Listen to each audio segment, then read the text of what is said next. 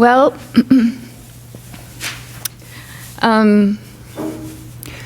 once asked what to do to make children more intelligent, Einstein answered, "Make them read fairy tales.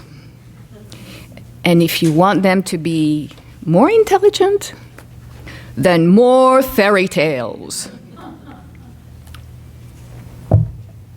There we go. Mary Louise von Franz, in the interpretation of fairy tales, tells us that fairy tales are the purest and simplest expressions of the collective unconscious psychic processes. Therefore, their value of investigation of the unconscious exceeds that of all other material. They represent the archetypes in their simplest yet most varied and concise form. For von Franz, all fairy tales endeavor to describe one and the same psychic fact, but a fact so complex and far-reaching and so difficult for us to realize in all its different aspects that hundreds of tales and thousands of repetitions with a musician's variations are needed until this unknown fact is delivered into consciousness. And even then, the theme is not exhausted. This unknown fact is what Jung calls the self, which is the psychic totality of an individual, and also, paradoxically, the regulating center of the collective unconscious. When you're reading, oh, you know what, I totally forgot my slides. I just got into the unknown fact. When you're reading a fairy tale, I'm totally right on point. When you're reading a fairy tale, you are entering the realm of the collective unconscious, and also entering a personal, direct relationship with an aspect of the self.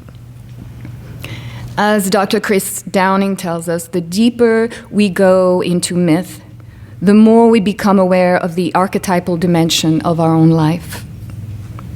And the myth or fairy tales we enter most deeply, we do not choose, but rather they choose us, as I believe this story chose me a long time ago. Perhaps because it's about feminine individuation in the context of a patriarchal shadow, but also because it includes the transformation of the masculine and even allows for a second wedding, a hieros gamos, at the end of it. And I haven't found that anywhere else, except maybe in another story called The Maiden Tsar, but that is another story. All right, let's begin with the first part of our story. A miller who has fallen into poverty, while in the forest to cut some wood, is approached by an old man who tells him to stop working and says, "I will trade you what is standing behind your mill for great wealth." The miller thinks all that's there is the apple tree, and he is very willing to cut that down. The miller gives a written promise to the old man, who says he will return in 3 years. Upon his return, the miller's wife asks her husband where all this wealth suddenly came from, filling every coffer in their little house. And when the miller explains the bargain, she is horrified, because she understands this must have been the devil. And he meant the daughter, not the tree. The miller fails to recognize the devil. He fails to understand that the apple tree points to what is truly at stake, his daughter, who was in the backyard sweeping. This is the devil's bargain that so many of us make. This is the bargain of a trickster society.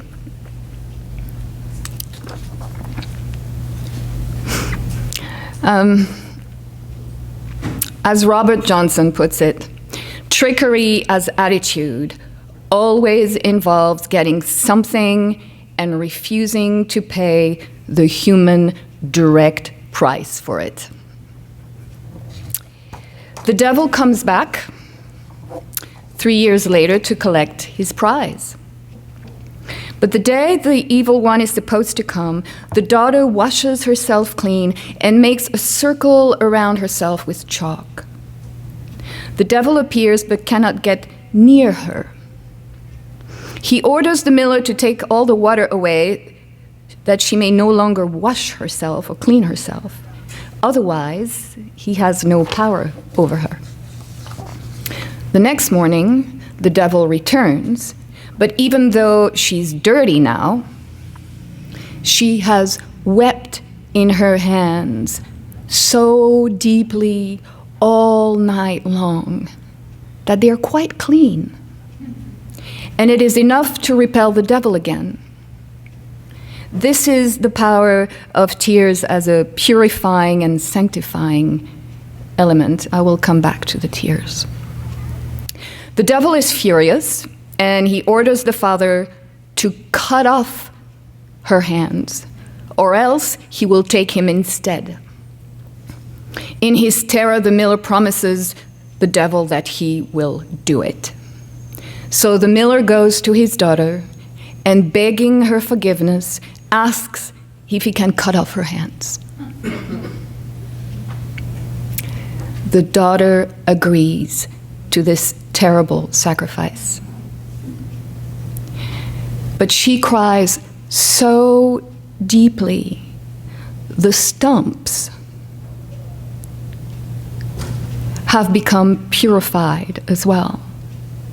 So that when the devil comes back for the third and last time, third time's the charm, he loses possession of her and leaves, swearing revenge. The miller, now wealthy, tells his daughter that he'll keep her handsomely for the rest of her life. She refuses. She gets her arms bound and leaves by the next sunrise. Hillman tells us that the mytho-poetic lens of archetypal psychology recognizes the soul's own desire for self-knowledge. It encourages an account of the soul toward imagining itself rather than defining itself. Metaphor becomes an instrument of soul-making. Her tears lead the Handless Maiden into an experience of herself she's never had before. Grieving is a psychological and archetypal move of the soul. It pulls us down into the depth. Without the capacity for tears, which is one of the central themes in this fairy tale, there can be no reunion. In mythos, tears melt the ice heart. They mend the rips in the leaking psyche. There's something about the purity of true tears that causes the devil's power to be broken. We cannot fool ourselves into thinking that he's moved by them. He just has no power over them. These are not the aggressive icicles of rage and bitter resentment Linda Chelsea Leonard talks about in The Wounded Woman, nor the flooding tears of victimhood, though space has to be allowed for both as well. These are tears of redemption, the place through which the light can come in and shine its truth. These are fructifying tears that soften the ground for new growth and protect us from possession by devilish and revengeful activity or drowning in helpless passivity.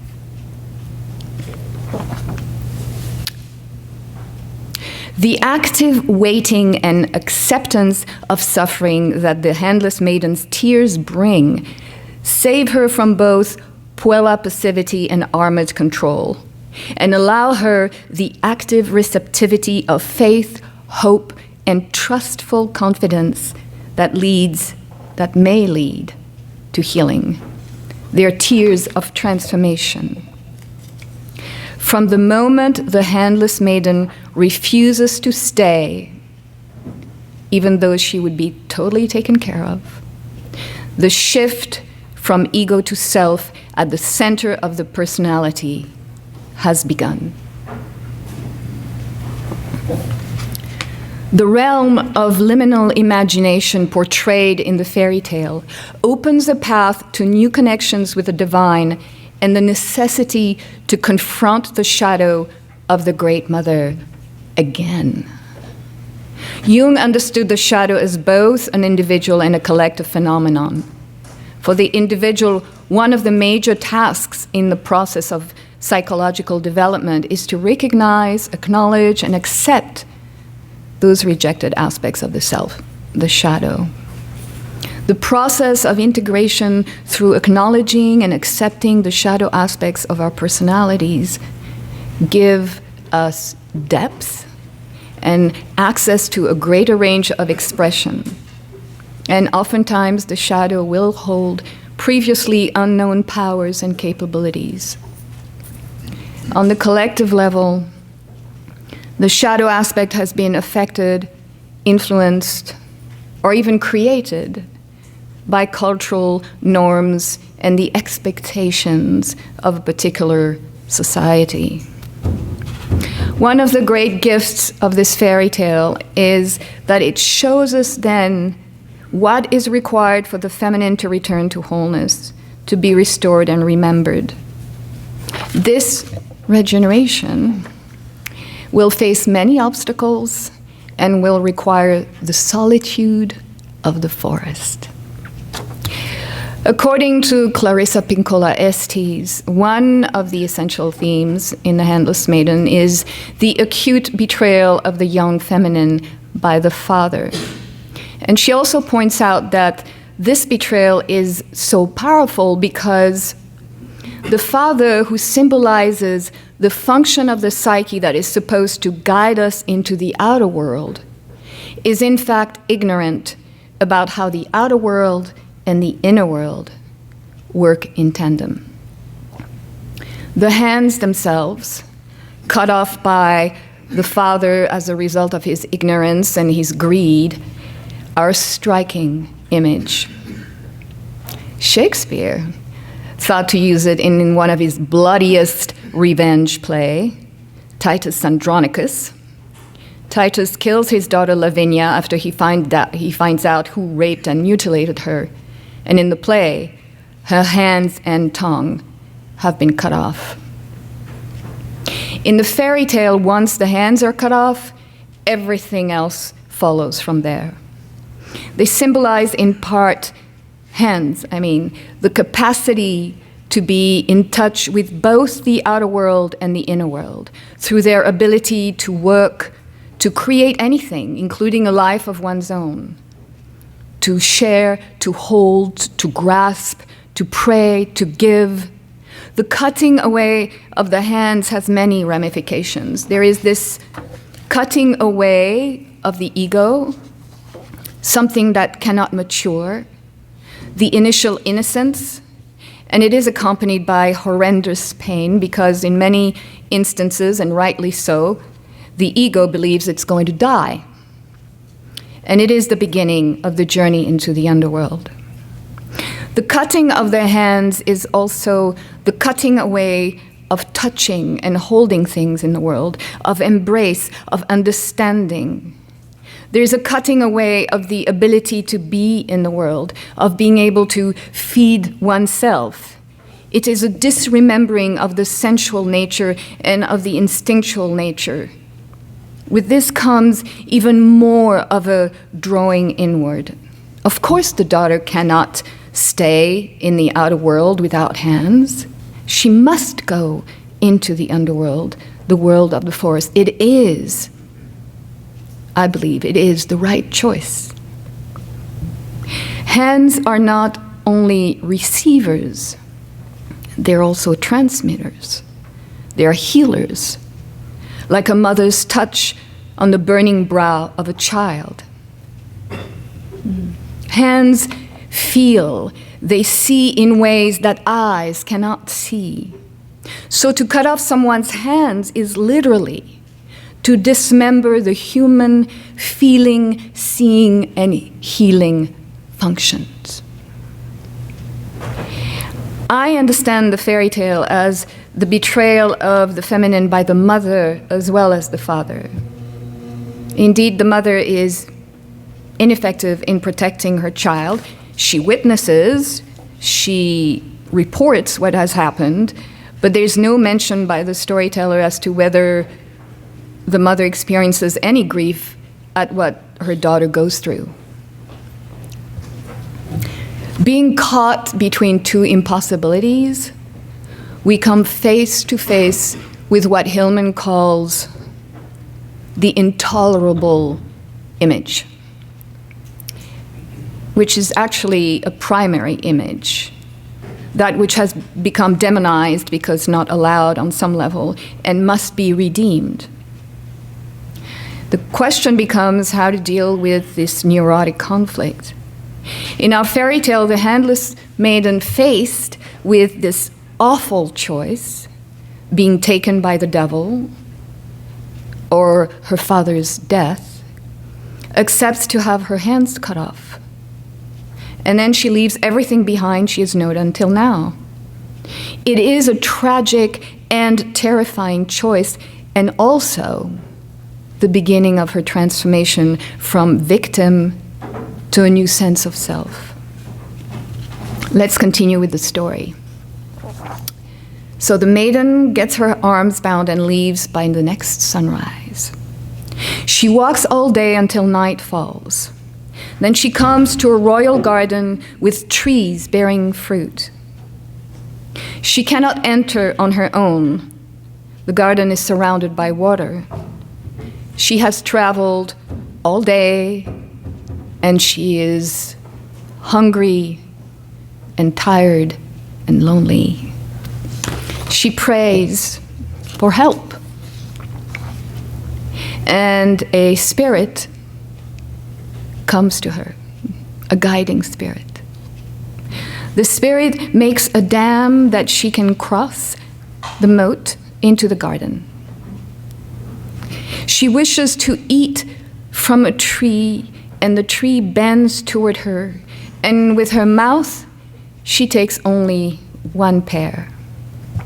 The gardener watches, but does not interfere. Smart gardener. When the king comes to count his pears, he finds one missing. The gardener tells him what he saw. The next night, the king brings his magician with him, and the three of them, the gardener, the king, and the magician, wait and watch until the maiden and the attendant spirit come into the garden at midnight. The magician asks the maiden if she's spirit or mortal. He assumes she must be both. And she replies, an unhappy mortal deserted by all but God. The king says he will not forsake her. He takes her into the royal palace, and he has silver hands made for her, and he takes her as his wife. The end. No. Well, in many fairy tales it would be the end, but not in this case. There is, according to Estes, this devastating underestimation of the value of the young elemental feminine. But the deep and dismembered woman is going to do her work with or without the assistance and protection of the father. Indeed, she plunges into the wild nature, the elemental nature, and it is this nature which will help her heal. For a woman to lose her hands not only means she cannot touch the world, but also that she cannot rescue it. Women are taught very young that it is their job to be givers, nurturers, healers of other people until they have little or no energy left for their own life. The loss of hands in the Handless Maiden is reminiscent of the fourth task in the tale of Eros and Psyche. Both Eric Newman and Robert Johnson give versions of it. Given her fourth and last impossible task by her mother-in-law, Aphrodite, Psyche must bring back a cask with the beauty ointment of Aphrodite from Persephone, the queen maiden of the underworld. She must also carry 2 cakes in her hands to deal with Cerberus, right, the dog of hell, the underworld, and hold 2 coins in her mouth, in her teeth, to pay the ferryman of the Styx, to cross back and forth. She's prevented from being compassionate with the lame peasant and his lame mule, with the drowning man, and she's prevented from helping the weavers of fate. Something in a woman's nature, the way she was raised for centuries, wants her to give away her energy to others. But here, as Robert Johnson points out in She, a woman needs all her own energy for herself if she's to accomplish her task and get through to the other side without staying in the unconscious world or being stuck between 2 places, right? Heaven and the underworld. She must not stop on the way and must not be drawn aside by her generosity or her usual feminine kindness. Otherwise, she will be exhausted and stranded. It is a very difficult and narrow path she's traveling, and she needs a great deal of fortitude and focus. Now, in the case of the Handless Maiden, the devil ordered her father to cut her hands. The result, of course, is that she cannot get anything for herself. She has no visible means of support. As in the case of Psyche, she cannot reach outside herself for anything. Indeed, the invisible comes to help her, right? A spiritual guide appears to protect her. Her own instinct comes to the rescue. She's not completely human anymore, but has been put in touch with her other nature. And the garden she enters is a testament that we are now somewhere else. One of the things I love about this particular fairy tale is the sense that real psychic work is being accomplished throughout. From the time the father agrees to the devil's bargain onward, there is, as Hillman writes in Revisioning Psychology, a movement of each event out of its defensive identities with life. Yes, the feminine is marginalized and mutilated, but the Handless Maiden is also a shamanic journey, for it is in this very marginalization that the maiden will return to her wholeness in a way that cannot be taken away again. The appearance of the guide is magical, a divine intervention, which can only happen in the service of a vital human need, a need that transcends the ego. According to Jung, all magic, miracles, parapsychological phenomena reflect an attitude of hopeful expectancy. When we are confronted with an impossible task, an archetypal situation occurs as it does here, where a divine intervention, a miracle, offers the only solution. Grieving is a surrender to something other than what has been until now, to the unknown.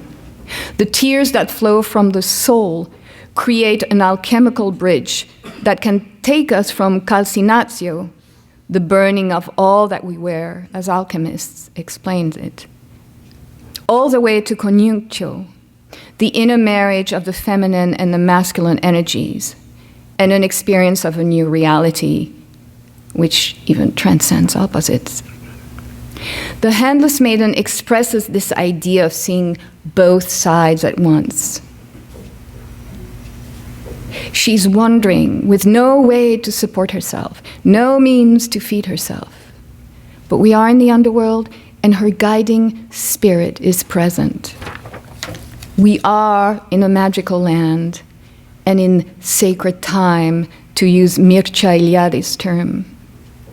Her spiritual guide, or daimon, as Socrates would say, makes the connection for the Handless Maiden between the historical time of everyday world and the sacred time of the magical realm, between Chronos and Kairos.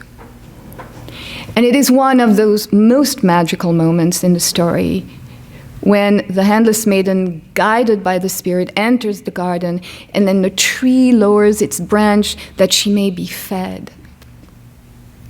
And she only eats one pear. But this is the fruit of the spirit, and it must be eaten sparingly, and it nourishes fully. The tree plays an important role in many fairy tales. It is this archetypal symbol of individuation, immortal from its seeds to its roots. As Jung shows us, the tree symbolizes the inner process of becoming conscious. It has its seasons and stages of growth, winter and spring. Both trees, the one in the miller's backyard and the one in the garden, are symbols of the self. The flowering apple tree is our deep life, says Estes. Which is why it is so poignant when it reveals that the feminine essence of the self is indeed right there in the form of the miller's daughter behind the tree the father is so willing to cut down. In the Kabbalah, the tree represents the move of the human being to become individualized, fully human, fully grounded, as Hillman puts it. It is a growing down into life that is most challenging for souls. And we cannot really do it alone. This image of the tree bending down so that the maiden may eat one pear resonates so powerfully that it attracts and changes everyone around who sees this. As Maria Tatar tells us, the magical spells cast by witches, ogres, and fairies have a habit of transforming not just a single character, but an entire universe. The gardener, the prince, the magician are all aware that what they're seeing is not just of the human realm. Indeed, the magician concludes that the Handless Maiden must be both human and spirit. And it is clear that the king is moved by the beauty of the young woman who has entered his garden. And yet by then, she's dirty, unkempt, has stumps for hands. She looks closer to a witch, an animal, than a fair maiden.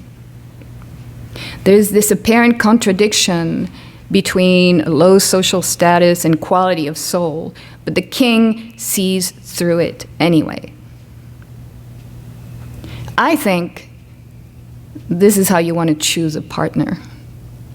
Someone who sees through to the quality of soul and is not taken in by appearances, good or bad. The same idea is present in other fairy tales, like Podan or Cinderella, where the prince recognizes his true wife even though she's still in her dirty clothes, covered in ash or animal skin. In the Handless Maiden, however, it seems even more poignant because of the severed hands. Let's continue with the tale. After a year, the king goes off on a journey. I think he goes off to war, actually.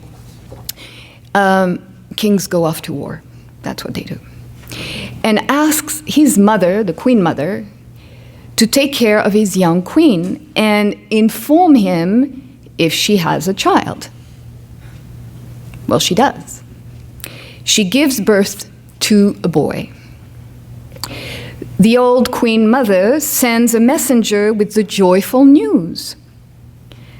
But the messenger needs to take a nap by a stream. The devil shows up, changes the letter, and says in it that the queen has brought a monster into the world. The king, when he receives this news, is shocked. But he simply asks that his queen be taken care of until he returns.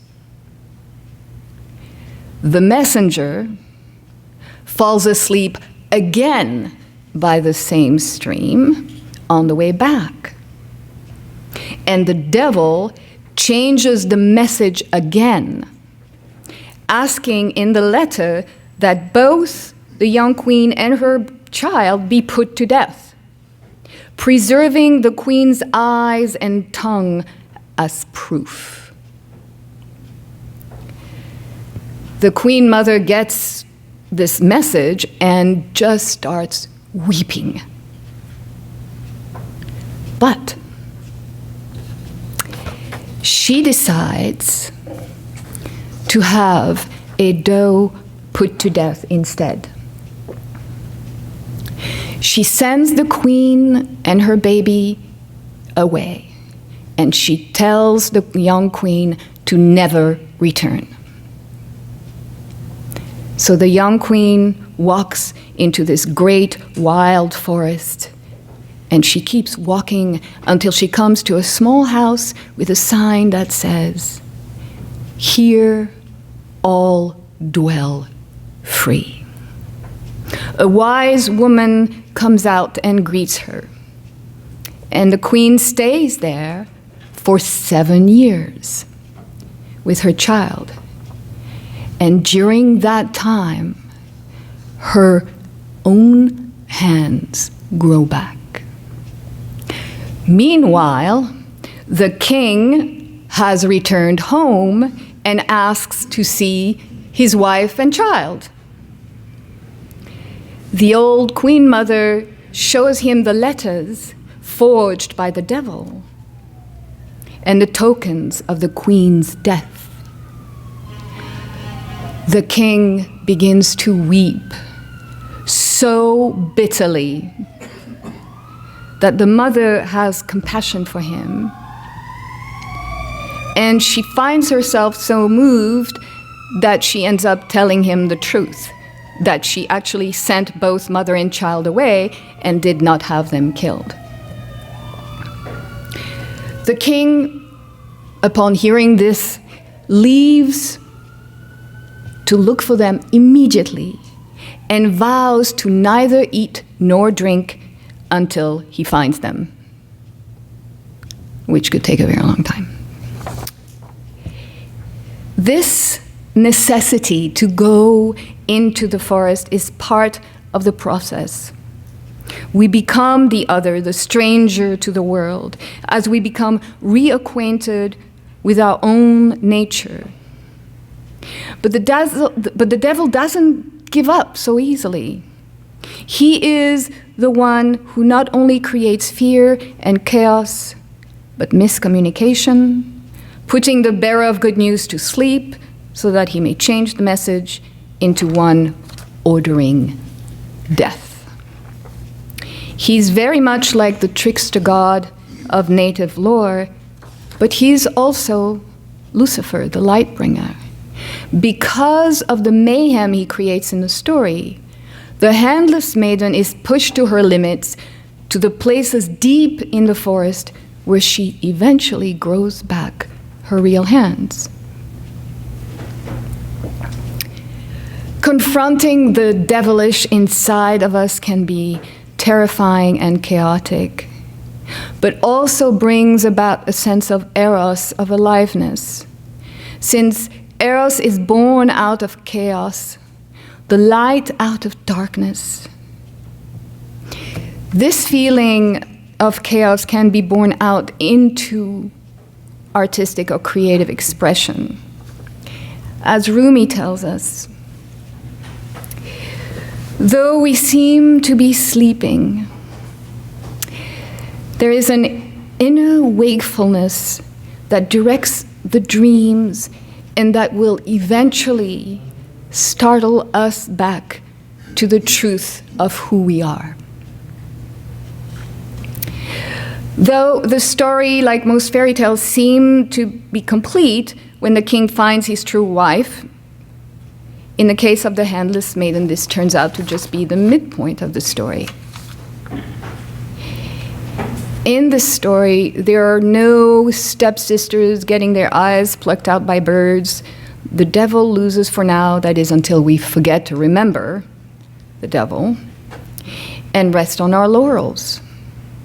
Von Franz expresses it very succinctly when she says, "Things becoming better are also more dangerous."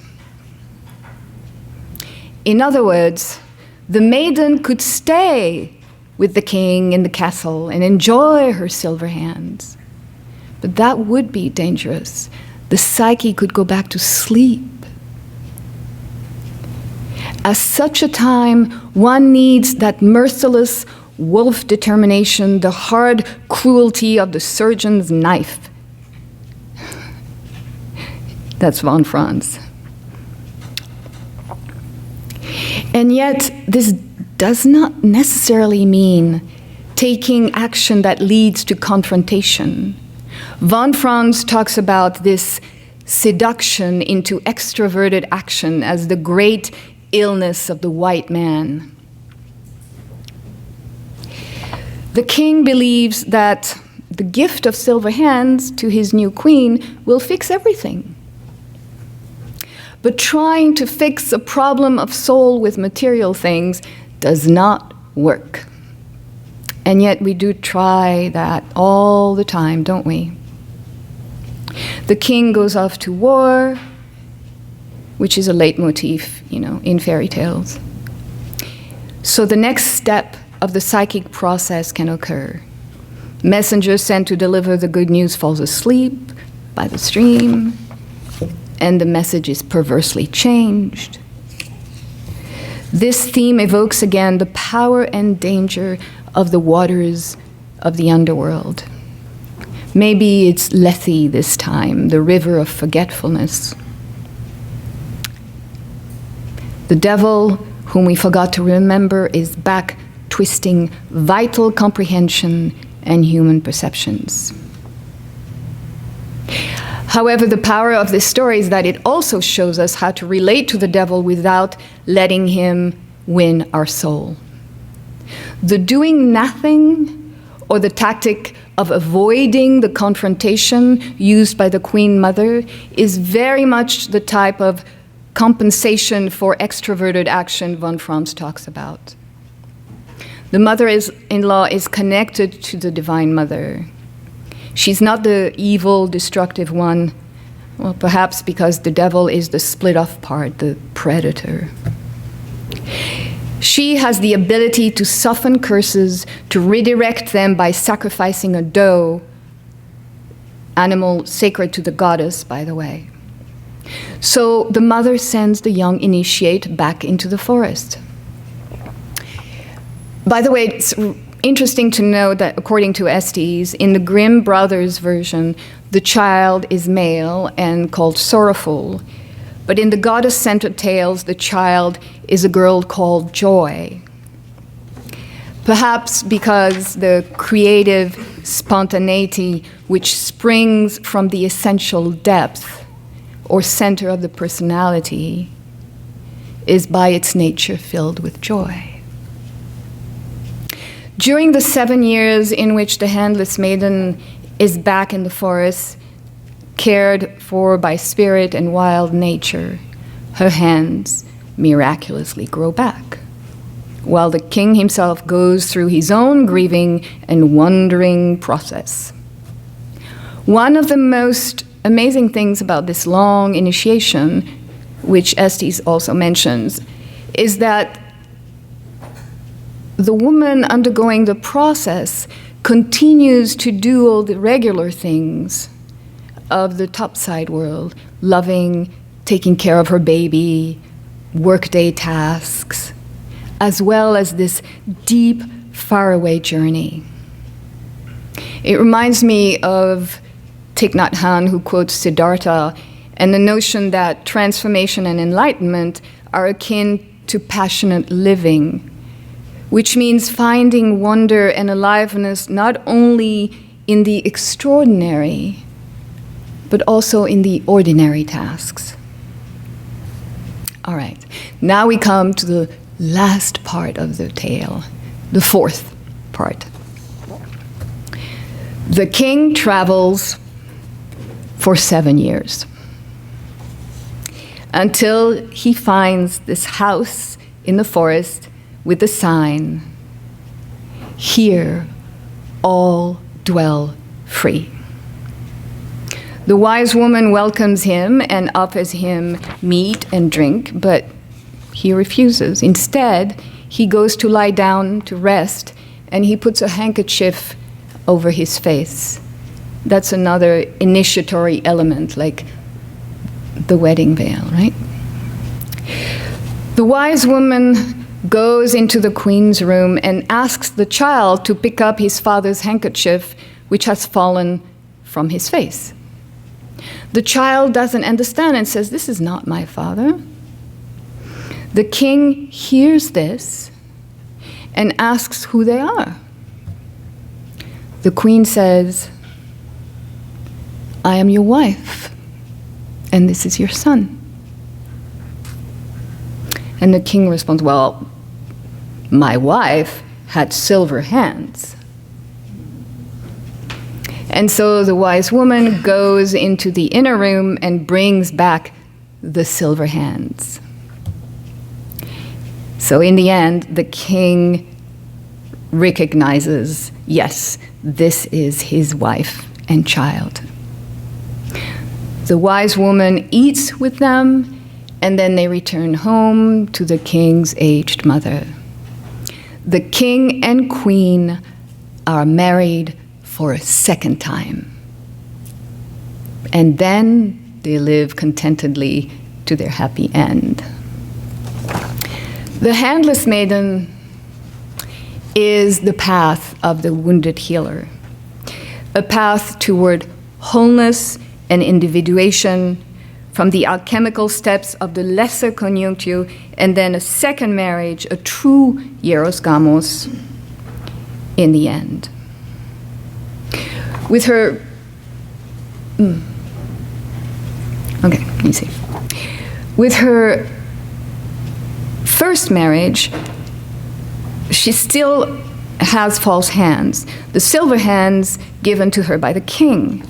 So she's not really able yet to function completely autonomously.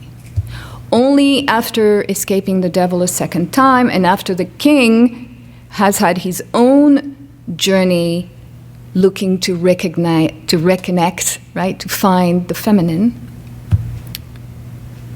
then there can be a true hieros gamos. Edinger shows us that in the stage of the lesser conjunctio, we have a union or fusion of substances that are not yet thoroughly separated or discriminated. It is always followed by a death or a mortificatio.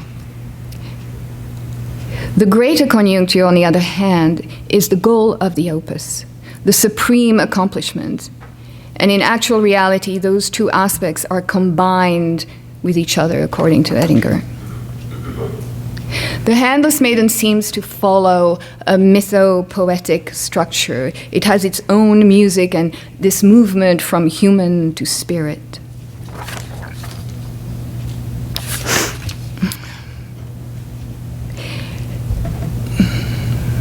Listening with a grieving heart allows us to recognize what has been dying to come through, and how it contributes to finding our authentic voice by recreating a locus of resonance, a habitus, a drum, which was there in the beginning inside the heart before it was torn to pieces or buried. This is the key to the journey of the Handless Maiden. Memory and history are part of redeeming soul, as Chris Downing tells us. For deep healing to take place, the three muses, meditation, memory, and song, need to make an appearance. To find and heal a starving soul in the abyss takes both courage and patience. The natural spiritual hunger, if it is not fed by the sacred, will be trapped in the demonic. Indeed, this is the fate avoided by the Handless Maiden, who could have become the devil's bride. Woundedness is tied mysteriously and inextricably to divinity, to the numinous part that is essential to our full being. The journey of the Handless Maiden does not end until what is accomplished inwardly also find its way in outward expression in relationship to the world and to the masculine element of the world. Only then does the silver become the gold of the final opus. The irony and the synchronicity as I contemplated this fairy tale are not lost on me. As I was working on this presentation, I was myself experiencing, among other symptoms, radiating pain in my arms and wrists and numbness and cold in my hands and fingers. I realized that I cannot bypass my humanity and its agony and go straight to sublimatio, that I have to integrate what is being born into this world, and that birth is bloody. It is in those moments of humility, when soul moves autonomously, perhaps anonymously, that destiny takes over and synchronicity fills the gaps of what was lost. When our kinship with nature is severed by birth, by destiny, by society, we stop believing in the soulfulness of all life. And soon we cannot remember how to be in relationship at all with ourselves, with each other, with the subtle nature of spirit. Our society teaches us to make agreements not to see, not to hear, not to know, not to feel. The Handless Maiden breaks these agreements. She comes into our lives, she says no, she says enough, she's wounded and bloody, but she will not compromise anymore. She has nothing to lose and everything to find again. She begins to choose her own agreements. She is the guide.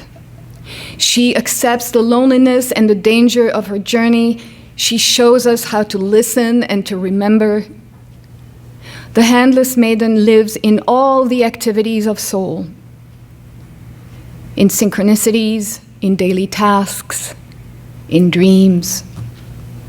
She is the reanimating factor in me, and perhaps in you too. So, being that I am me, I'm going to end this with, well, I don't know if it's a poem or not. It's called A New Credo or Becoming Human. And then maybe a little song afterwards. See.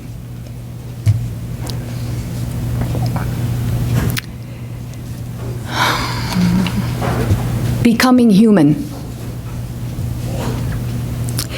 I will walk the dreaming world with no map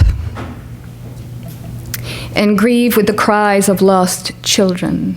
I will trace the lunar cycles of Earth for my healing, touch the rain with my tongue, shake the hair of the sun, and stir the darkness with the milk of the moon. I will learn how spirit and human converse in the body like mare and foal in the prairie. I will trust the stories of women and men, the precise alchemical identity of sisterhood and brotherhood, togetherness and solitude, rhythm and silence, the inherent ability to become familiar with change. I will invite laughter to play, remind Shiva that without Eros there is no life. I will claim a woman's touch, which is good for the world. Reborn by dawn and by end of day, I will make friends with death. From ancient Greece to Eastern Europe, from concentration camps to dictatorships in the tropics, from Africa to America, I will claim my ancestors and the many rooms of kinship. I will braid together the light and shadow of my humanity into my own song. I will listen for the oracles of nature, speaking their untamed wisdom from the four corners of earth, from above and from below. I will dig into the roots of poetry like a gardener and plant myself there. I will be counted. Okay. So do we have, oh, thank you. Thank you.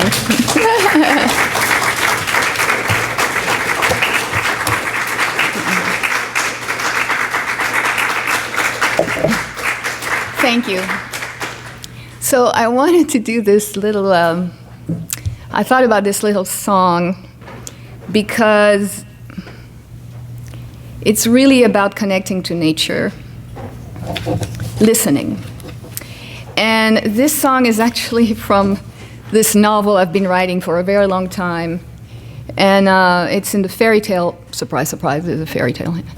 And in this part of the story, this young woman, whose story mainly is being initiated by these wise women in this place.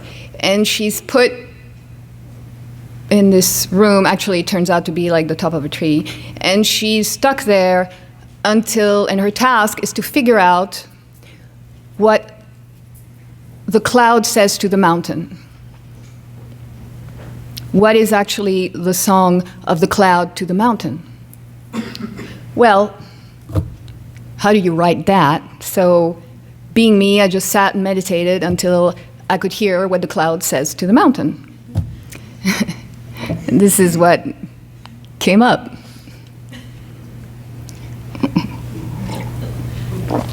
So, yeah, being able to hear what the cloud says to the mountain, I think, is important in an interesting way. So, okay.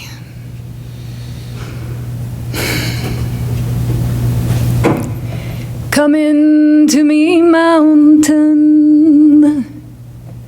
We are one and the same.